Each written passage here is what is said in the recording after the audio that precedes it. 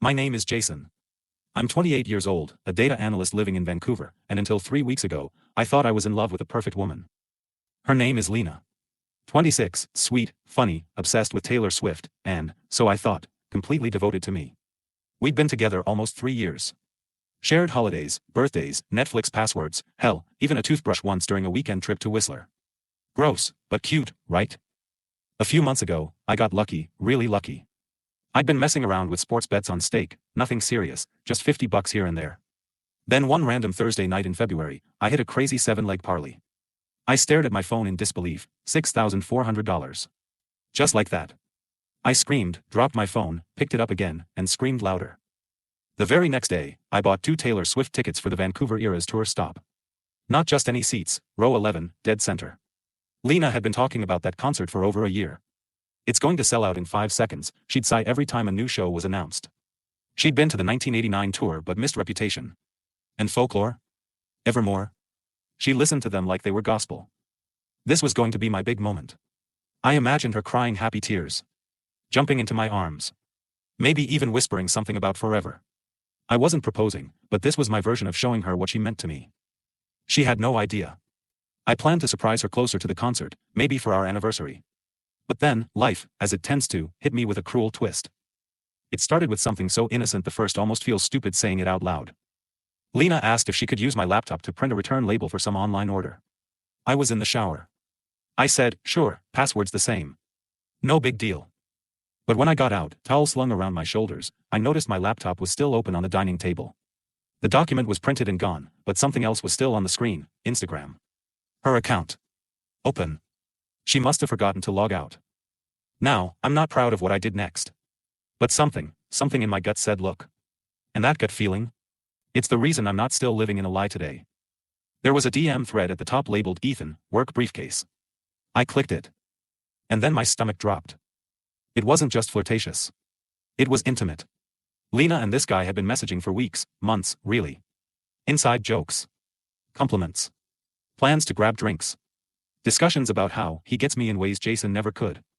One message from her, sent at 11:42 p.m. on a Friday when I was asleep in our bed, read. I wish we could just run away already. Being near you makes me feel alive. Another from him. That kiss last week. I can't stop thinking about it. You're incredible. I felt cold. My hands were shaking. My heart pounded in my chest like it was trying to escape. I couldn't believe it. Not Lena. Not the girl who called me her anchor. Not the woman I was literally planning a weekend getaway for, just to give her the tickets of a lifetime. I closed the laptop and waited for her to come back from yoga. I couldn't even sit. I paced the apartment like a caged animal, my thoughts racing between heartbreak, rage, confusion, and disbelief. When she finally walked in, all sweaty and smiling like the world hadn't just ended, I said quietly. Who's Ethan? Her smile froze. He's a guy from work. Why? I held up my phone, where I'd taken screenshots of the most damning messages. She went pale. Her mouth opened, then shut, like a goldfish flopping on a dock. That's not what it looks like, she whispered. Really? Because it looks like you've been having an emotional affair for 3 goddamn months. She stumbled through excuses. Said they only kissed. That it didn't mean anything. That it was just emotional support because she'd been feeling distant from me. I felt the bile rise in my throat. You felt distant from me, I snapped, so your solution was to go emotionally mountaineering with another guy? And kiss him? While I was here, planning a surprise that would blow your mind? And then, I said it. My voice was cold. Measured. I bought you Taylor Swift tickets. Row 11. $800. I was going to surprise you. Not anymore. Her face crumpled like wet paper. What? Wait, Jason. No. Please don't say that. You didn't. I did, I cut her off. But I won't be giving them to you. She reached for my arm. Please. You know how much this meant to me. Please don't take this away.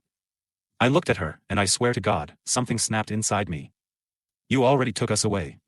All I'm doing is cleaning up the mess. After Lena's betrayal was out in the open, our apartment felt haunted. Her toothbrush still sat next to mine. Her shoes still by the door. But the girl I loved? She was gone. Replaced by someone who had whispered sweet nothings to another man while sleeping beside me. She moved out the next day. She didn't fight. She didn't cry. She didn't even pack everything, just enough clothes to last her a few weeks, leaving behind a half-used bottle of her vanilla perfume that now made me nauseous. But she did leave me with one parting shot. This doesn't change how I felt about the tickets, she said at the door, holding her suitcase with her arms crossed like a final defense. They were a gift. You can't just take that back. I didn't answer. I just closed the door on her. The next morning, I listed the Taylor Swift tickets on StubHub. Now, I wasn't sure how the market would look. But with all the resale drama and sky-high demand for Eras tour seats, I figured I'd break even. I didn't just break even. I made a killing. Within 10 minutes, a desperate fan scooped them up. Final price? $2,400. Triple what I'd paid. I sat there on my couch, stunned, staring at the confirmation email. Then I laughed, really laughed, for the first time in days. Not because I was happy. But because sometimes life throws you the exact chaos you need to restore your sanity. I took a screenshot of the sale. I didn't send it to her. Not yet. Instead, I poured a drink, queued up All Too Well, 10-minute version, and texted my best friend Matt. She cheated. I sold the tickets. Made bank. Let's celebrate. Matt showed up 20 minutes later with a bottle of whiskey and his speaker. We blasted every Taylor song we could find, ironically and cathartically. At one point, we were belting Bad Blood like two drunk backup dancers on tour. But somewhere between my tears Ricochet and Karma, Lena called. I let it ring. Then came the texts. Lena, I heard what you did.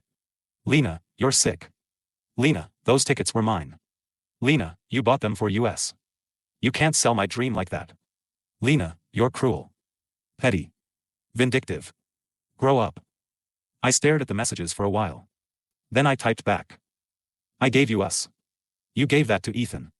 The tickets were just paper. Consider it a refund. I hit send. Blocked her. And felt an odd kind of peace settle over me.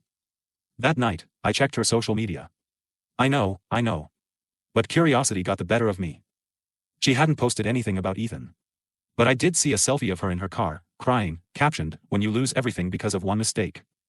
The comments were a mix of friends hyping her up, calling me names, and emojis that made me want to hurl my phone across the room.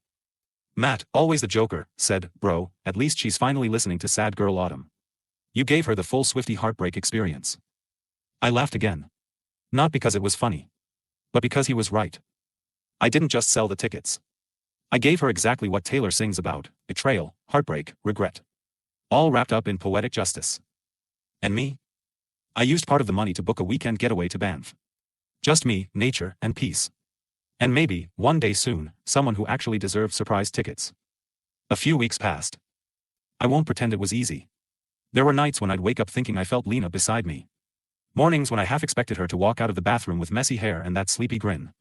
But then the pain would rush back like a freight train, and I'd remember. She cheated. She lied.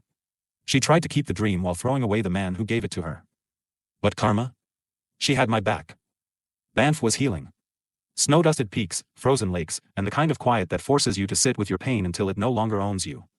I journaled. Read. Even spoke to a woman from Germany who was hiking solo. We shared a few laughs, but I wasn't ready for anything more, and she got that. I returned to Vancouver lighter. Calmer. Maybe not whole, but not shattered either. And then, 2 months after the breakup, it happened. I was in line at a downtown cafe, headphones in, waiting for my latte when I saw her. Lena. She was at a corner table, holding hands with someone. I recognized him instantly, Ethan. The work friend. He looked exactly how I imagined, button-up shirt too tight on the arms, cocky smirk, and that corporate finance air of superiority. Lena looked different. Still beautiful, but tense.